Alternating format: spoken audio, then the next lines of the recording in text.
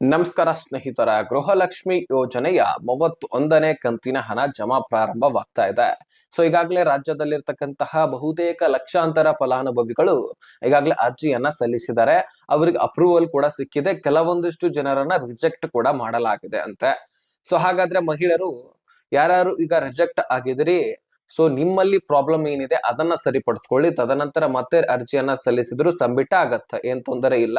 ಆದ್ರೆ ಅರ್ಜಿಯನ್ನ ಸಲ್ಲಿಸುವಾಗ ಏನೇನ್ ಕ್ರಮವನ್ನ ಕೈಗೊಂಡಿದ್ದೀರಿ, ನಿಮ್ಮ ಡಾಕ್ಯುಮೆಂಟ್ಸ್ ಏನೇನ್ ಸರಿಯಾಗಿದೆ, ಏನ್ ಪ್ರಾಬ್ಲಮ್ ಆಗಿದೆ ಅವ್ರ ಹತ್ರ ಕೇಳ್ಕೊಳ್ಳಿ. ಆ ಪ್ರಾಬ್ಲಮ್ ಅನ್ನ ಡಿಸ್ಕ್ರಿಪ್ಷನ್ ಅಲ್ಲಿ ಇನ್ಸ್ಟಾಗ್ರಾಮ್ ಲಿಂಕ್ ಕೊಟ್ಟಿರ್ತೀನಿ, ಅಲ್ಲಿ ನನಗೆ ಮೆಸೇಜ್ ಮಾಡಿ ಆ ಪ್ರಾಬ್ಲಮ್ಗೆ ಸೊಲ್ಯೂಷನ್ ಅನ್ನ ನಾನು ಹೇಳ್ಕೊಡ್ತೀನಿ. ನಿಮ್ಮಲ್ಲಿ ಅರ್ಹತೆ ಇದೆಯಾ ಅಲ್ವಾ ಅದರ ಬಗ್ಗೆನೂ ಕೂಡ ನಾನು ಸ್ಪಷ್ಟವಾಗಿ ತಿಳಿಸ್ತೇನೆ. ಯಾಕಂದ್ರೆ ಮುಂದೆ ಬರ್ತಕ್ಕಂತಹ ಸಮಯದಲ್ಲಿ ಎಲೆಕ್ಷನ್ ಸಮೀಪ ಬರ್ತಾ ಇದೆ. ಪ್ರತಿಯೊಂದು ಕಂತುಗಳನ್ನು ಕೂಡ ಸರಿಯಾಗಿ ಜಮಾ ಮಾಡಿ ಕ್ಲಿಯರ್ ಮಾಡ್ತಾರೆ. ಅದಕ್ಕಾಗಿ ಪ್ರತಿಯೊಬ್ರು ಕೂಡ ಈ ಯೋಜನೆಯ ಲಾಭವನ್ನ ಪಡ್ಕೊಳ್ಬೇಕನ್ನೋದು ನಮ್ಮ ಅನಿಸಿಕೆ, ಆಶಯ ಆಗಿದೆ. ಅದಕ್ಕಾಗಿ ಇದ್ರ ಬಗ್ಗೆನೇ ನಾನು ಒತ್ತಿ ಹೇಳ್ತಾ ಇರೋದು. ಓಕೆ, ಈಗ ಗೃಹಲಕ್ಷ್ಮಿ ಯೋಜನೆಯ 31ನೇ ಕಂತಿನ ಹಣ ಪ್ರಾರಂಭವಾಗಿದೆ. 30ನೇ ಕಂತಿನ ಹಣದವರೆಗೂ ಕೂಡ ಜಮಾ ಆಗಿತ್ತು. ಅಂದ್ರೆ ಮಾರ್ಚ್ ತಿಂಗಳ ಹಣದವರೆಗೂ ಕೂಡ ಕ್ಲಿಯರ್ ಆಗಿದೆ. 28ನೇ ಕಂತಿನ ಹಣ ಅಂದ್ರೆ ಜನವರಿ ತಿಂಗಳ ಹಣ, 29 ಫೆಬ್ರವರಿ, 30 ಮಾರ್ಚ್ ಕಂತಿನ ಹಣ ಇಲ್ಲಿವರೆಗೂ ಕೂಡ ಕ್ಲಿಯರ್ ಆಗಿದೆ.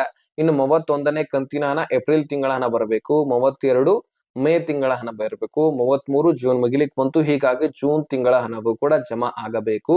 ಈ 3 ತಿಂಗಳ ಅಮೌಂಟ್ ನಿಮ್ಮ ಖಾತೆಗಳಿಗೆ 6,000 ರೂಪಾಯಿ ಜಮಾ ಆಗಬೇಕು. ಇದನ್ನ ಹೊರತುಪಡಿಸಿದ್ರೆ ಹೋದ ವರ್ಷದಲ್ಲಿ ಫೆಬ್ರವರಿ ಮಾರ್ಚ್ ತಿಂಗಳ ಹಣವನ್ನ ಸರ್ಕಾರ ಕೊಟ್ಟಿಲ್ಲ.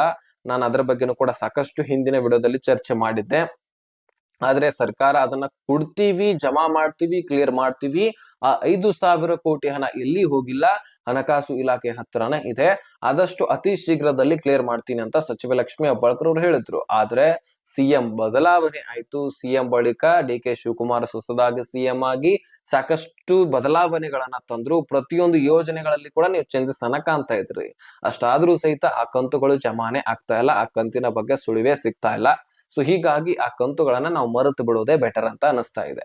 ಯಾಕಂದ್ರೆ ಈಗ ಆ ಬರದೇ ಇರುವಂತಹ ಕಂತುಗಳ ಬಗ್ಗೆ ಚಿಂತೆ ಮಾಡೋದಕ್ಕಿಂತ ಈಗ ಸದ್ಯಕ್ಕೆ ಬರ್ಬೇಕಾಗಿರ್ತಕ್ಕಂತಹ ಕಂತುಗಳ ಬಗ್ಗೆ ನಾವು ಥಿಂಕ್ ಮಾಡಬೇಕಾಗಿದೆ.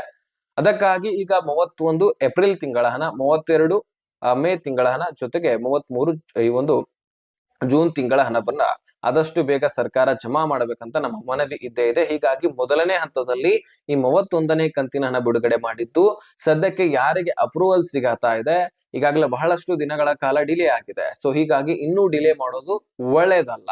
3-4 ತಿಂಗಳ ಹಣ ಪೆಂಡಿಂಗ್ ಉಳಿದ್ರೆ ಸರ್ಕಾರಕ್ಕೆ ಪ್ರೆಷರ್. ಹೀಗಾಗಿ ಹಣಕಾಸು ಇಲಾಖೆ ದಿಢೀರನೆ 2,500 ಕೋಟಿ ಬಿಡುಗಡೆ ಮಾಡಿ ಮಹಿಳಾ ಮತ್ತು ಮಕ್ಕಳ ಕಲ್ಯಾಣ ಇಲಾಖೆಯಿಂದ ಸುಮಾರು 35 ತಾಲೂಕು ಗ್ರಾಮ ಪಂಚಾಯಿತಿಗಳಿಗೆ ದುಡ್ಡು ಹೋಗಿದೆ. ಆ 35 ತಾಲೂಕು ಗ್ರಾಮ ಪಂಚಾಯಿತಿಗಳು ಬೆಂಗಳೂರು ನಗರ ಮತ್ತು ಬೆಂಗಳೂರು ಗ್ರಾಮಾಂತರ ಸುತ್ತಮುತ್ತ ಇರತಕ್ಕಂತಹ ಗ್ರಾಮ ಪಂಚಾಯಿತಿಗಳು. ಅಲ್ಲಿರ್ತಕ್ಕಂತಹ ಎಲ್ಲ ಪ್ರೊಸೆಸರ್ ಅನ್ನ ಮುಗಿಸ್ಕೊಂಡು ಮತ್ತೆ ರಿಟರ್ನ್ ಮಹಿಳಾ ಮತ್ತು ಮಕ್ಕಳ ಕಲ್ಯಾಣ ಇಲಾಖೆಗೆ ದುಡ್ಡು ಬರುತ್ತೆ. ಅಲ್ಲಿಂದ ಏನಾಗುತ್ತೆ, ಡಿಬಿಟಿ ಟ್ರೆಜರಿಗೆ ಪುಷ್ ಆಗುತ್ತೆ. ಡಿಬಿಟಿ ಟ್ರೆಜರಿಗೆ ಪುಷ್ ಆದ ದುಡ್ಡು ಬ್ಯಾಂಕ್ಗಳು ಅಪ್ಡೇಟ್ ಮಾಡ್ಕೊಳ್ತವೆ. ಬ್ಯಾಂಕ್ಗಳು ಅಪ್ಡೇಟ್ ಮಾಡ್ಕೊಂಡು ನಿಮ್ಮೆಲ್ಲರ ಖಾತೆಗಳಿಗೆ ಹಂತ ಹಂತವಾಗಿ ಜಮಾ ಮಾಡ್ಲಿಕ್ಕೆ ಪ್ರಾರಂಭಿಸ್ತವೆ. ಈಗ ಪ್ರೊಸೆಸರ್ ಸದ್ಯಕ್ಕೆ ಇಲ್ಲೇ ಇದೆ. ಮೊದಲು ಈಗ ತಾಂತ್ರಿಕ ದೋಷ ಆಗತ್ತಾ ಅಂತ ಕಂಡು ಹಿಡಿಯಲಾಗುತ್ತಾ ಇದೆ. ಹೀಗಾಗಿ ಬೆಂಗಳೂರು ನಗರ ಮತ್ತು ಬೆಂಗಳೂರು ಗ್ರಾಮಾಂತರ, ಜೊತೆಗೆ ವಿಜಯನಗರ, ಧಾರವಾಡ, ಯಾದಗಿರಿ, ಉತ್ತರ ಕನ್ನಡ, ದಕ್ಷಿಣ ಕನ್ನಡ, ದಾವಣಗೆರೆ, ಉಡುಪಿ, ತುಮಕೂರು, ಹಾಗೆ ಚಿಕ್ಕಮಗಳೂರು, ಶಿವಮೊಗ್ಗ, ಬೀದರ ಈ ಕೆಲವೊಂದಿಷ್ಟು ಜಿಲ್ಲೆಗಳಲ್ಲಿ ಆಲ್ರೆಡಿ ದುಡ್ಡನ್ನ ಜಮಾ ಮಾಡ್ಲಿಕ್ಕೆ ಪ್ರಾರಂಭಿಸಿದ್ದಾರೆ. ಅದರಲ್ಲಿ ಮುಖ್ಯವಾಗಿ ಬೆಂಗಳೂರು ನಗರ ಮತ್ತು ಬೆಂಗಳೂರು ಗ್ರಾಮಾಂತರ. ನಾನು ಪ್ರಾರಂಭದಲ್ಲಿ ಹೇಳಿದ್ದೆ 35 ತಾಲೂಕು ಒಂದು ಗ್ರಾಮ ಪಂಚಾಯಿತಿಗಳಿಗೆ ದುಡ್ಡು ಹೋಗಿರ್ತದೆ ಅಂತ. ಅದೇ ಈ ಬೆಂಗಳೂರು ನಗರ ಮತ್ತು ಬೆಂಗಳೂರು ಗ್ರಾಮಾಂತರ ಸುತ್ತಮುತ್ತ ಇರತಕ್ಕಂತಹ ಗ್ರಾಮ ಪಂಚಾಯಿತಿಗಳು. ಅದಕ್ಕಾಗಿ ಅಲ್ಲಿಯ ಪ್ರೊಸೆಸರ್ ಹೆಚ್ಚಾಗಿ ನಡೆಯುತ್ತೆ. ಅಲ್ಲಿ ಸದ್ಯಕ್ಕೆ ಈಗ ಒಂದು ಪ್ರೊಸೆಸರ್ ನಡೀತಾ ಇದೆ. ಏನಾದ್ರೂ ತಾಂತ್ರಿಕ ದೋಷ ಆಗತ್ತಾ ಅಂತ ಕಂಡು ಹಿಡಿಲಿಕ್ಕೆ. ಸದ್ಯಕ್ಕೆ ಯಾವುದೇ ರೀತಿಯಾದಂತಹ ತಾಂತ್ರಿಕ ದೋಷ ಕಂಡು ಬಂದಿಲ್ಲ. ಅದಕ್ಕಾಗಿ ನೀವು ವರಿ ಮಾಡ್ಕೊಳ್ಳುವಂತಹ ಅವಶ್ಯಕತೆ ಇಲ್ಲ. ಮೊದಲು ಸರಿಯಾಗಿ ಅರ್ಜಿಯನ್ನ ಸಲ್ಲಿಸಿ, ಅರ್ಜಿ ಅಪ್ರೂವಲ್ ಸಿಕ್ಕ ತಕ್ಷಣವೇ ನಿಮ್ಮ ಖಾತೆಗಳಿಗೆ ದುಡ್ಡು ಜಮಾ ಆಗ್ಲಿಕ್ಕೆ ಪ್ರಾರಂಭ ಆಗತ್ತೆ. ಅಲ್ಲಿ ಏನೇ ಸಮಸ್ಯೆಗಳು, ಏನೇ ಪ್ರಶ್ನೆಗಳು ಇದ್ರೂ ನಾನು ಪ್ರಾರಂಭದಲ್ಲಿ ಹೇಳಿರುವ ಹಾಗೆ ಡಿಸ್ಕ್ರಿಪ್ಷನ್ ನಲ್ಲಿ ಇನ್ಸ್ಟಾಗ್ರಾಮ್ ಲಿಂಕ್ ಇರುತ್ತೆ, ಅಲ್ಲಿಂದ ಮೆಸೇಜ್ ಮಾಡಿ ನಾನು ಖಂಡಿತವಾಗ್ಲೂ ಅಲ್ಲೇ ರಿಪ್ಲೈ ಕೊಟ್ಟು ನಿಮಗೆ ಮಾಹಿತಿ ಒದಗಿಸಿ ಕೊಡ್ತೀನಿ. ಬಹುತೇಕ ಫಲಾನುಭವಿಗಳು ಈಗ ಒಂದೇ ಒಂದು ರೇಷನ್ ಕಾರ್ಡ್ ಅನ್ನ ಹೊಂದಿದ್ರೆ ಮಾತ್ರ ನಿಮ್ಮ ಖಾತೆಗಳಿಗೆ ದುಡ್ಡು ಬರುತ್ತೆ. ಒಂದೇ ಮನೇಲಿ ಇದ್ಕೊಂಡು 2 ಅಥವಾ 3 ರೇಷನ್ ಕಾರ್ಡ್ ಹೊಂದಿದ್ರೆ ನಿಮಗೆ ಖಂಡಿತವಾಗ್ಲೂ ದುಡ್ಡು ಬರೋದಿಲ್ಲ. ಇನ್ನು ಮೃತಪಟ್ಟವರಂತರೂ ಮತ್ತೆ ಬಂದು ಅರ್ಜಿ ಅಂತೂ ಸಲ್ಲಿಸ್ಲಿಕ್ಕೆ ಆಗೋದಿಲ್ಲ. ಆ ಮೃತಪಟ್ಟವರ ಹೆಸರಿನಲ್ಲಿ ಮತ್ತೊಬ್ಬ ನಿಮ್ಮ ಮನೆಯಲ್ಲಿರ್ತಕ್ಕಂತಹ ಹೆಣ್ಣು ಮಗಳ ಹೆಸರನ್ನ ಸೇರ್ಪಡೆ ಮಾಡ್ಕೊಳ್ಳಿ. ಅರ್ಜಿ ಅಂತೂ ಮುಗಿಸೋದಿಲ್ಲ, ಅದು ಪ್ರಾರಂಭನೇ ಇರುತ್ತೆ. ಅದಕ್ಕಾಗಿ ಸಮಾಧಾನವಾಗಿ ನಿಮ್ಮ ಮನೆಯಲ್ಲಿರ್ತಕ್ಕಂತಹ ಮುಖ್ಯಸ್ಥ ಮೃತಪಟ್ಟಿದ್ದರೆ ಅವರ ಹೆಸರಿನಲ್ಲಿ ಇನ್ನೊಬ್ಬ ಮುಖ್ಯಸ್ಥೆಯ ಹೆಸರನ್ನ ಸೇರ್ಪಡೆ ಮಾಡ್ಕೊಳ್ಳಿ. ಅವರೇ ಖುದ್ದಾಗಿ ತದನಂತರ ಅರ್ಜಿಯನ್ನ ಸಲ್ಲಿಸಿದ್ರೆ ಮತ್ತೆ ನಿಮ್ಮ ಖಾತೆಗಳಿಗೆ ದುಡ್ಡು ಬರುತ್ತೆ. ಅದನ್ನ ಬಿಟ್ಟು ಮೃತಪಟ್ಟವರ ಹೆಸರಿನಲ್ಲಿ ಹಾಗೆ ದುಡ್ಡನ್ನ ಪಡ್ಕೊಳ್ತಾ ಹೋದ್ರೆ ಸರ್ಕಾರಕ್ಕೂ ಕೂಡ ನಷ್ಟ, ಸರ್ಕಾರಕ್ಕೆ ವಂಚನೆ ಮಾಡಿದ ಹಾಗೆ.